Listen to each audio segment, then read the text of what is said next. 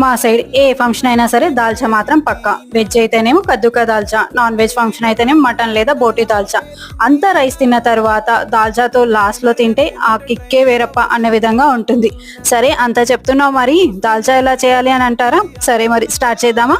So dalcha కోసం మనము ఒక పాన్ అనేది తీసుకోవాలి. ఆయిల్ వేసుకొని ఆనియన్, పచ్చిమిర్చి, పసుపు, అల్లం వెల్లుల్లి పేస్ట్ వేసుకొని ఆనియన్స్ కొంచెం మగ్గాక బోటి లేదా మటన్ వేసుకొని, మటన్ నుంచి మనకు కొంచెం వాటర్ వస్తుంది కదా, ఆ టైంలో ఆనంకాయ వేసుకోవాలి. దానిని సొరకాయ అని కూడా అంటారు.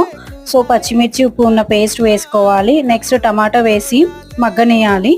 శనగపప్పు ప్యూరీ అండ్ చింతపండు రసం కలిపేసి మనము దీంట్లో వేసుకోవాలి. కొత్తిమీర, పుదీనా అండ్ కరివేపాకు వేయాలి. కరివేపాకు వచ్చేసి కాడలతో వేయాలి. ఇంట్లో ఆల్రెడీ చేసి పెట్టుకున్న గరం మసాలా వేసుకొని మంచిగా మిక్స్ చేసుకోవాలి. అంతే, టేస్టీగా ఉండే దాల్చా అనేది రెడీ. ఇంకేం ఆలోచిస్తున్నారు? ట్రై చేసి కామెంట్ చేయండి. Please subscribe.